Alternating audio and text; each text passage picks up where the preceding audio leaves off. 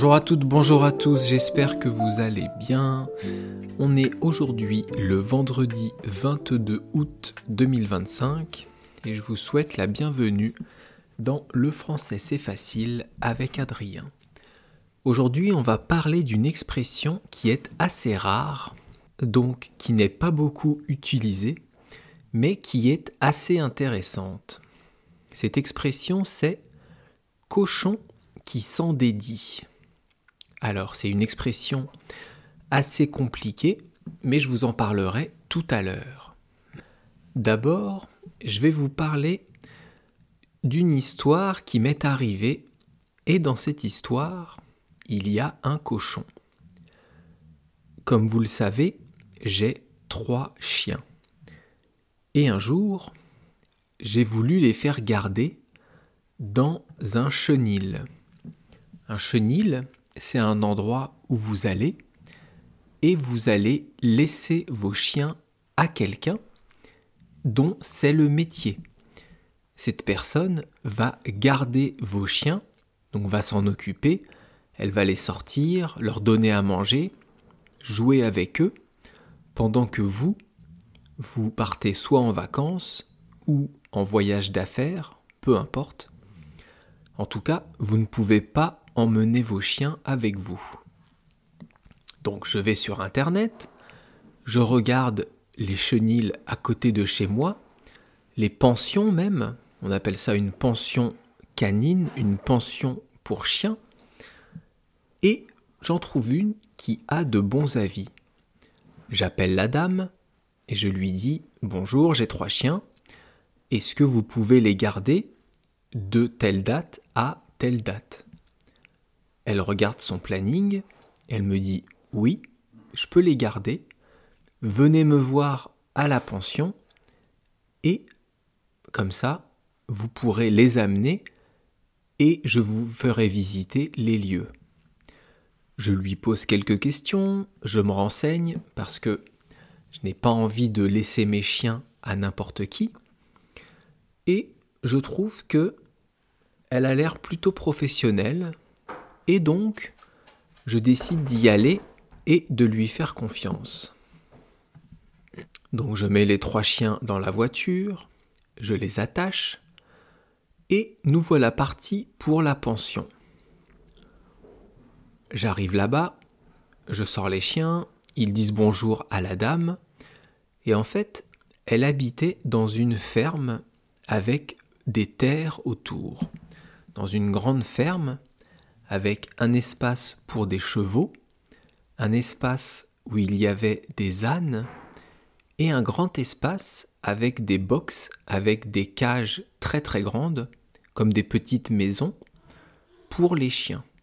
Et donc en arrivant, après avoir dit bonjour à la dame, je passe avec mes 3 chiens devant une véranda, donc devant une partie de la maison de cette dame, où à l'intérieur, il y a 4 chiens qui aboient et qui aboient beaucoup en voyant les miens.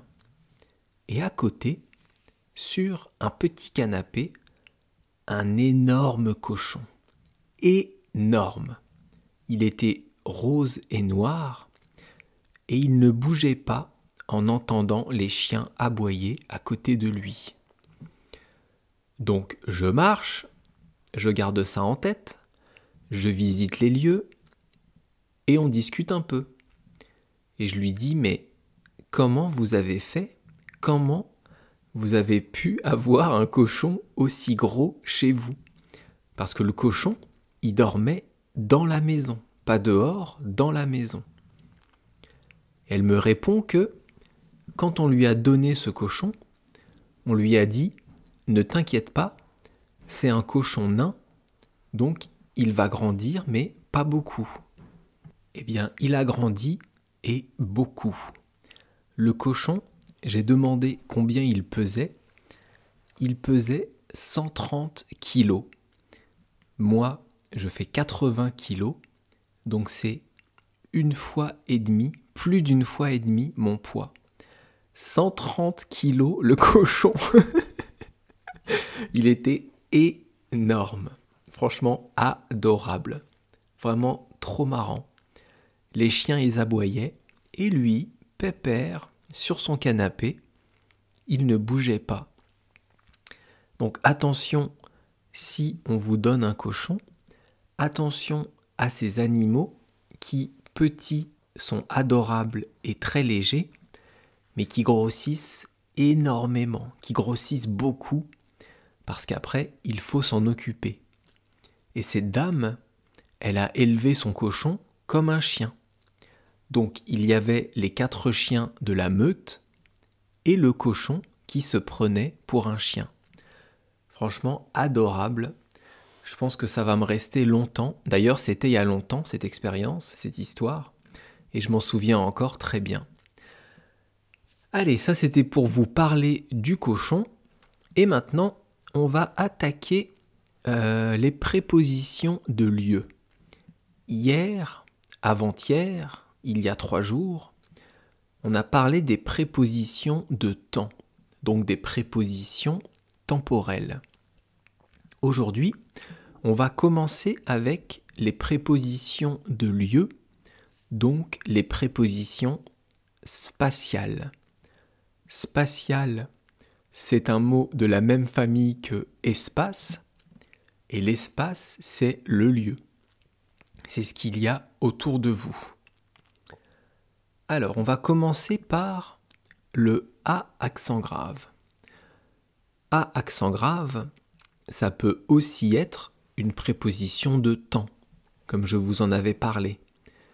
Mais c'est aussi une préposition de lieu. En fait, ça dépend ce qu'il y a après. Si on dit à 8 heures, c'est évidemment une préposition de temps. Si je vous dis à la plage, eh bien c'est le lieu de la plage, donc c'est une préposition de lieu.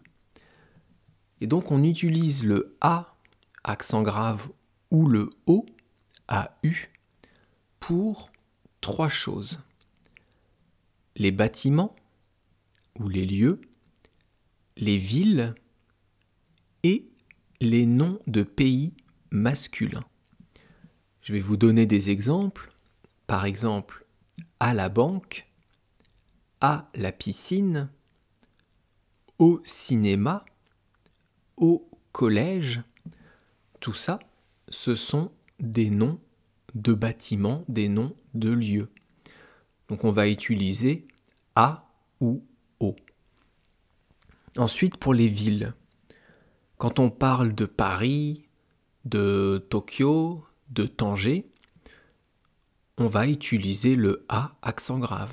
On va dire à Paris. Je voyage à Tokyo.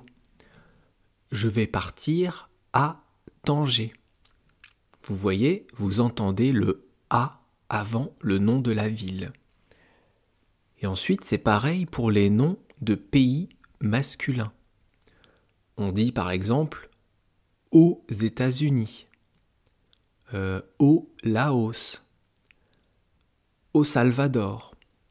Tout ça, ce sont des noms de pays masculins. Et donc, on va utiliser le A accent grave ou le O. Je vous avais parlé déjà, je crois, dans un autre podcast, que les noms de pays sont soit masculins, soit féminins. Et bien ici, le A accent grave ou le O, c'est pour les noms de pays masculins. Pour les noms de pays féminins, on va utiliser le AN, E-N. Allez, prochaine préposition de lieu, on va parler de à côté. À côté, c'est être près de quelque chose. Si je vous dis « je suis près de la voiture », eh bien on pourrait dire « je suis à côté de la voiture ». Je me trouve à côté, près de la voiture. Ou à côté de la maison. Je suis à côté de la maison. Je suis à côté de la voiture. Je suis près de la maison.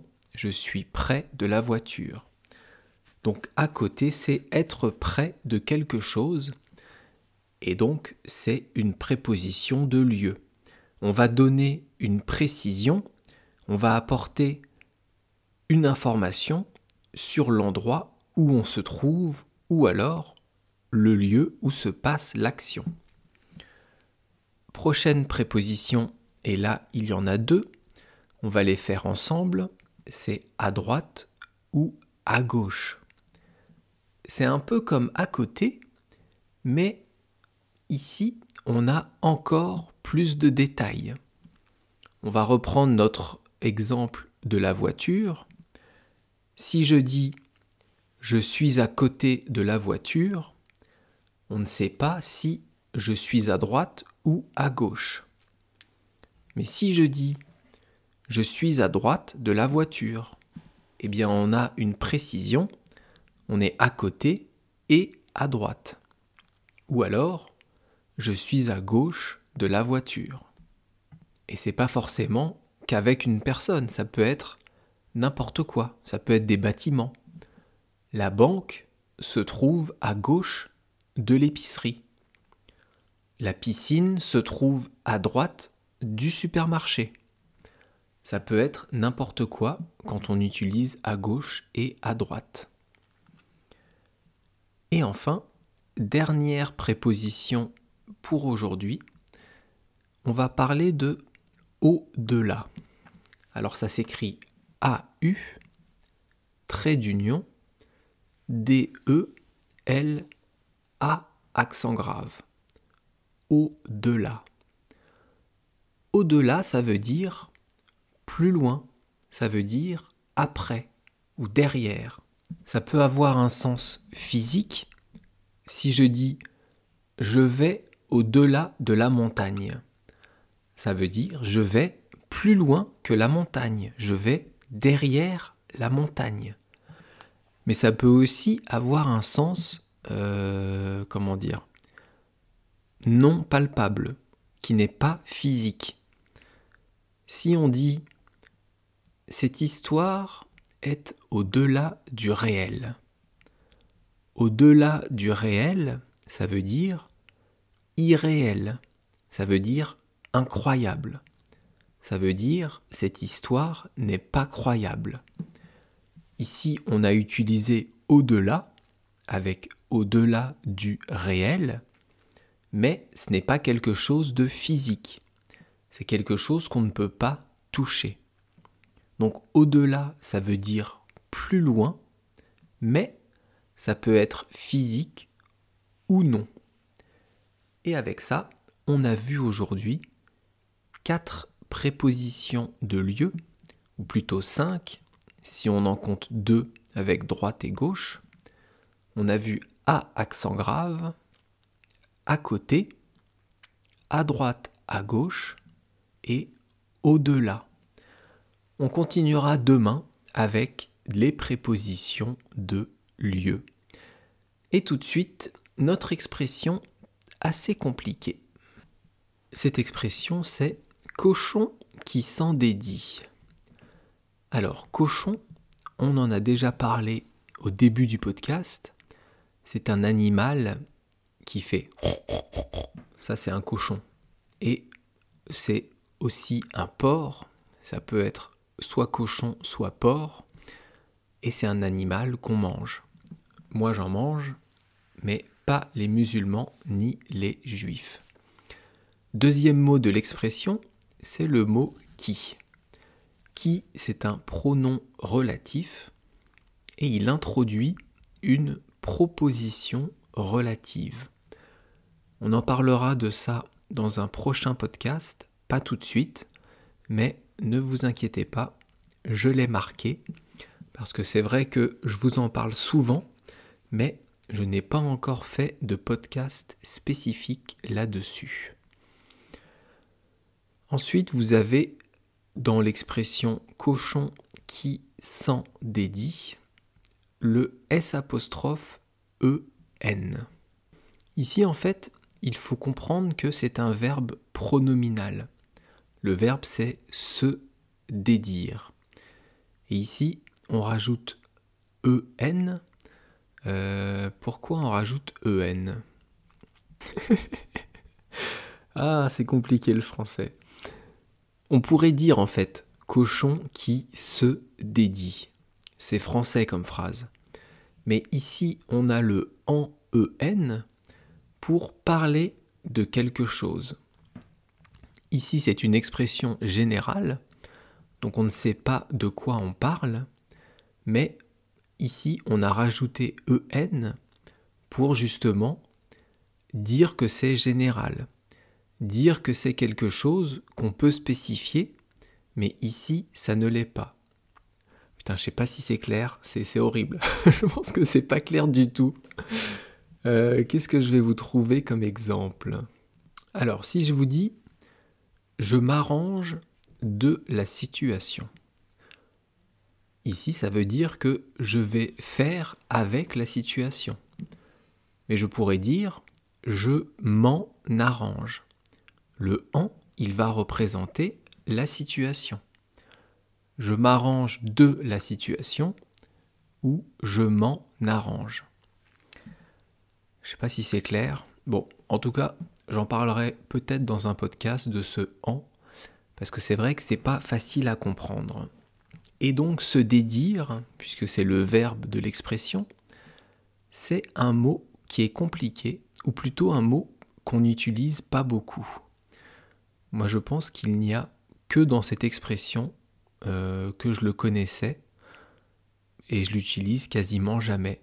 Mais bon, si vous devez dire cette expression, il faut que vous compreniez. Se dédire de quelque chose, c'est ne pas tenir sa parole. C'est rompre une promesse. Ne pas tenir une promesse. Se dédire, c'est ne pas faire quelque chose qu'on avait dit qu'on ferait. Ne pas tenir sa promesse. Alors ça veut dire quoi, cochon qui s'en dédie? Ça veut dire que une promesse, quand on la fait, elle doit être tenue. Si on fait une promesse à quelqu'un, eh bien, il faut tenir cette promesse. Sur l'image du podcast, je vous ai mis 2 copines, dont une va offrir un cadeau à l'autre. Elle avait promis de lui offrir un cadeau, et donc, elle l'a fait. Elle a tenu sa promesse. Pourquoi on dit cochon qui s'en dédie? Qu'est-ce que vient faire le cochon dans cette expression? En fait, il faut remonter au Moyen-Âge pour comprendre la source, pour comprendre l'origine de l'expression. À l'époque, le cochon était considéré comme un animal très sale. C'était une insulte. Ça avait un rapport avec la saleté. Pas avec le caractère sexuel comme aujourd'hui. Donc, en fait, si quelqu'un n'est pas capable de tenir sa promesse, eh bien, on considère que c'est un cochon. Donc, quelqu'un qui va se dédire de sa promesse, quelqu'un qui va s'en dédire, eh bien, ça sera un cochon. Et donc, on dit cochon qui s'en dédie. Alors, à quel moment vous pouvez utiliser cette expression?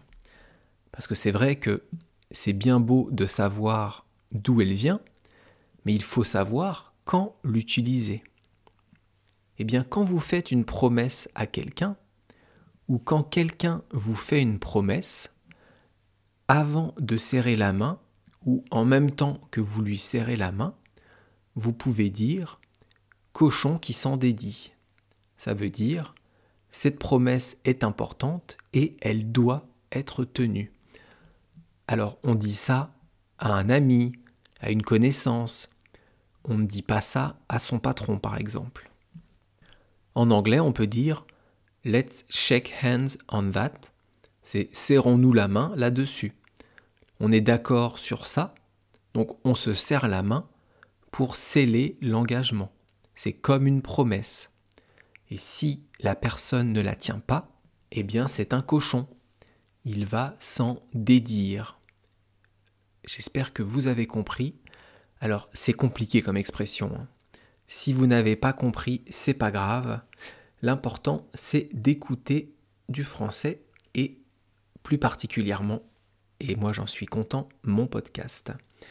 Demain, on verra une nouvelle expression française qui est de la poudre de perlimpinpin.